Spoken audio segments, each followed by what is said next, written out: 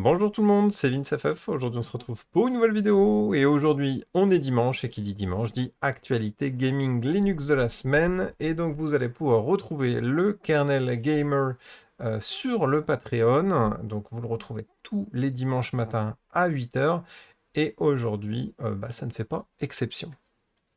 Là où se cache la petite exception, c'est que je vais vous faire un spécial focus dans cette vidéo sur mon retour à froid de ce que je pense du Steam Machine. C'est compliqué et on va en parler ensemble.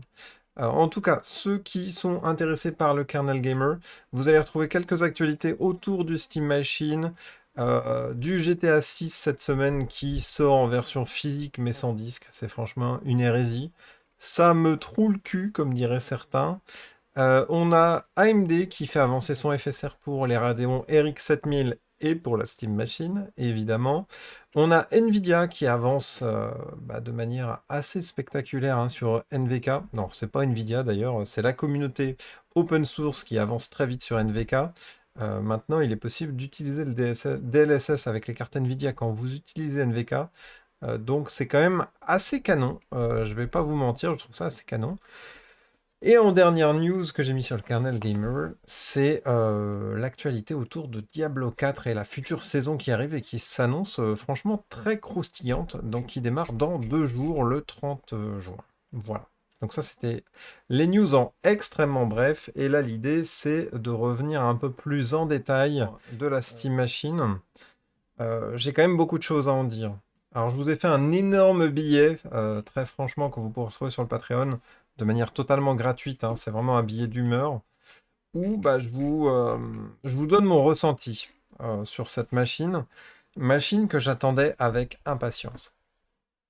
Franchement, à la sortie de l'annonce de la Steam Machine, j'étais comme un gosse et je me suis dit, c'est la future révolution du gaming Linux. Je m'explique.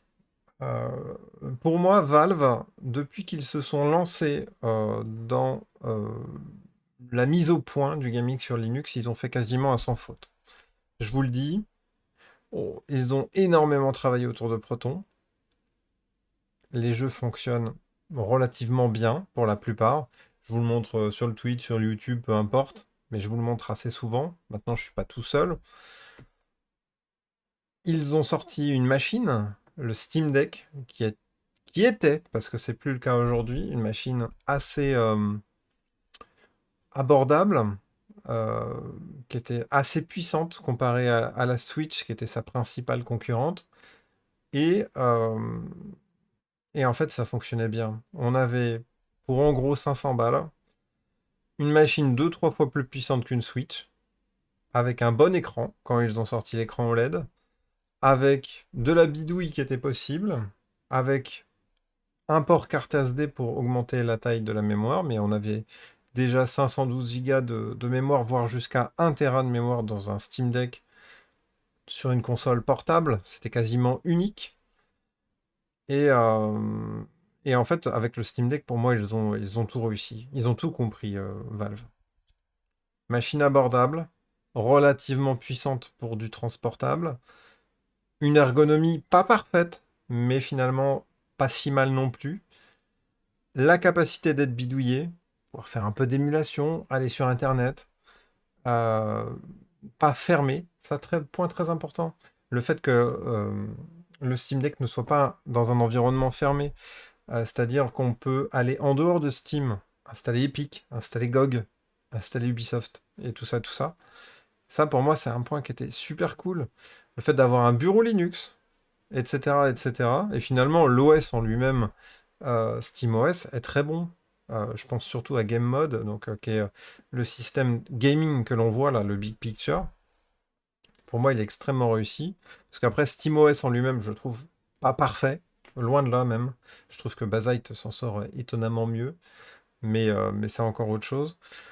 Euh, et donc, quand il y a eu l'annonce du Steam Machine, je me suis dit, putain, on était là. C'était la galère sous Linux pour jouer. Steam est arrivé, ils ont fait ce qu'il fallait pour que le gaming sur Linux ça devienne réel. Ils ont sorti le Steam Deck qui à montrer que c'était réel au grand public. Et là, maintenant, ça y est, ils sortent une Steam Machine, une console. Et là, le grand public ne va pas pouvoir passer à côté, quoi. Ceux qui veulent une console pour leur salon, qui est enfin, qui est un PC finalement, euh, pour monsieur et madame tout le monde. Et là, monsieur et madame tout le monde, demain, ils joueront dans leur salon avec du Linux. Dans ma tête, je me suis dit, ça va être un banger, ça va être un carton. Ça va être un carton. Les jeux sont moins chers, il n'y a pas d'abonnement. On a un environnement ouvert, on peut bidouiller. Si on la met en face d'une PlayStation et d'une Xbox, ça va être le carton. Quand ça nous a été présenté, on a vu assez vite qu'avec une 7600 mobile, on pourrait pas faire grand-chose. Là, on voit que aujourd'hui, finalement, la puissance de la console, on est tout juste au niveau d'une PS5, voire on est un peu en dessous. Mais à la limite, c'est pas très grave. Puisqu'il y a tous les autres points que je viens de citer juste avant qui rattrapent ce côté puissance. Et finalement, on a la PS5 et la Xbox qui ont fait qu'augmenter leur prix. Là, on voit que Xbox s'apprête à augmenter de 150 balles leur machine.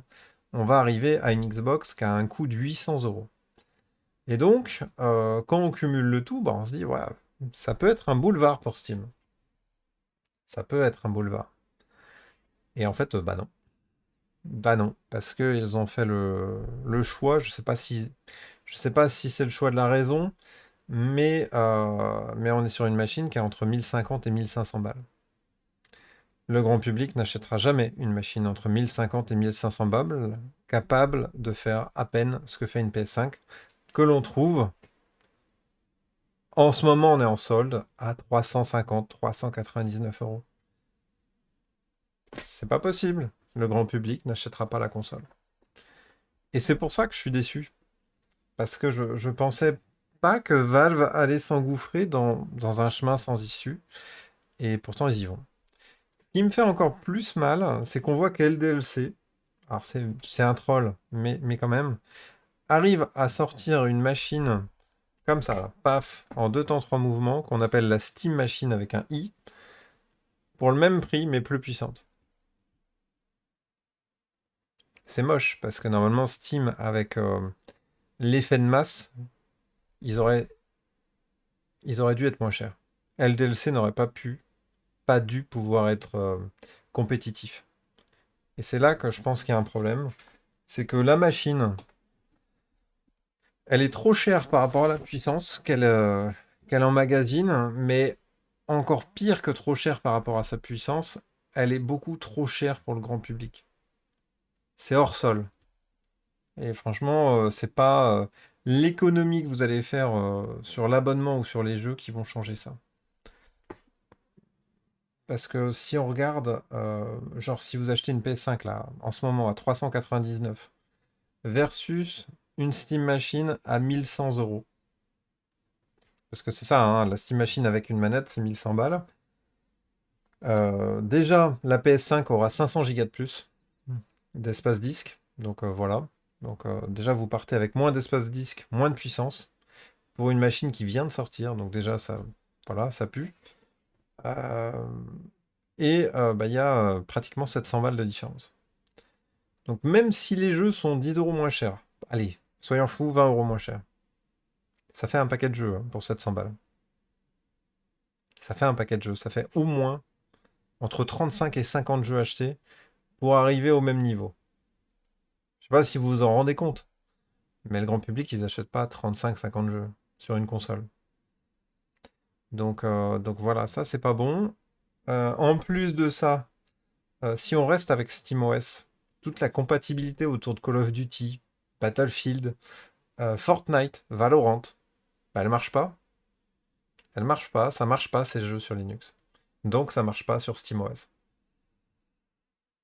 Donc non seulement la PS5 fera mieux d'un point de vue graphisme, les jeux seront davantage compatibles, mais en plus il y aura plus d'espace disque.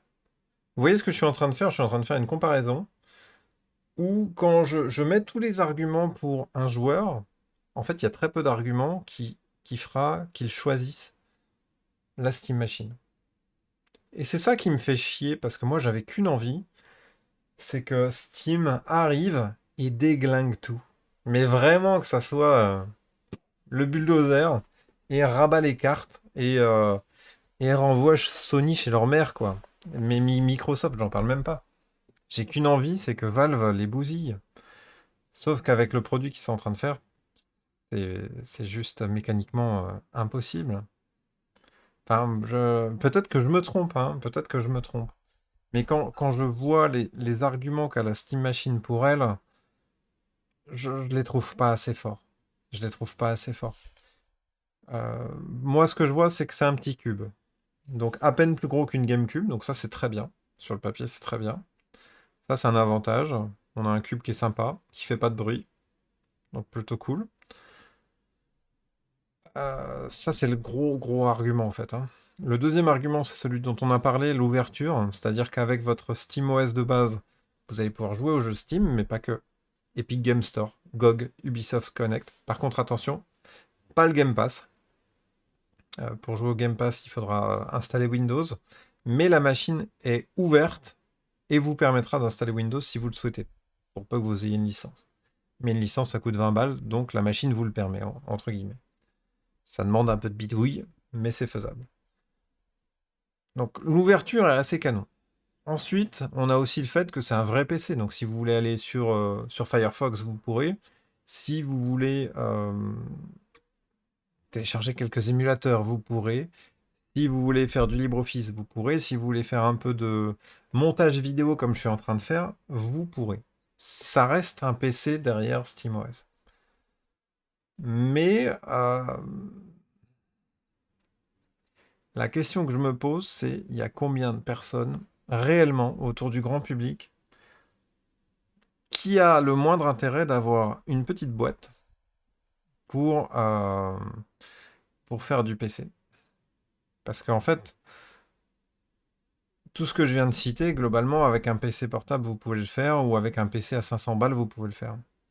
Et quand on voit la performance graphique que offre la Steam Machine, hormis vraiment le fait qu'elle soit très petite, euh, j'ai l'impression que ça touche très peu de personnes, quoi. Donc j'ai l'impression qu'elle vient frapper dans une niche très spécifique. Si vous prenez mon cas, moi j'ai un PC de guerre, j'ai pas besoin de la Steam Machine. Franchement, j'en ai pas besoin. Euh, je pourrais être intéressé de la prendre, par exemple pour mon salon, et du coup j'aurais ma bibliothèque Steam directement dans mon salon. Ça pourrait être canon. Mais je vous cache pas qu'aujourd'hui j'ai mon Steam Deck qui vient streamer en fait mes jeux que j'ai sur Steam en fait, depuis mon PC de guerre. Donc moi j'ai pas l'intérêt d'avoir une Steam Machine. J'ai presque envie de leur acheter une Steam Machine pour leur dire continuez de promouvoir le jeu sur Linux et de montrer un signal comme quoi le gaming sur Linux, il y a de l'intérêt. Mais c'est pas une machine qui fera changer la donne, c'est pas possible. Et donc voilà, enfin, je voulais donner mon ressenti. Il est un peu à froid, j'ai peut-être été beaucoup plus salé là dans mon texte que j'ai fait. Mais au final, je pense qu'il dit toujours la même chose. Je vous engage fortement à aller le lire et à me donner, vous, votre avis. Qu'est-ce qu'on fait avec Steam et avec la Steam Machine? Est-ce qu'elle vous intéresse, vous, de votre côté? Est-ce que vous jugez que le positionnement qu'a pris Steam est le bon? Moi, j'ai un gros doute. J'ai un gros doute. Et j'en viens presque à me dire que j'aurais presque préféré que Steam soit décale de 1 ou 2 ans en disant, bon, bah, tant qu'il y a la crise, franchement, on sort pas de Steam Machine pour éviter le four. Ou au contraire, bon, bah, écoutez, le matos, il est trop cher actuellement.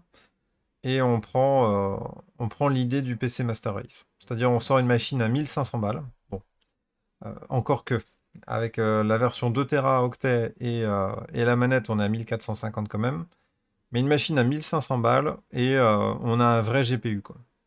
Parce que pour moi, le GPU, la 7060, c'est juste pas possible. C'est vraiment pas possible.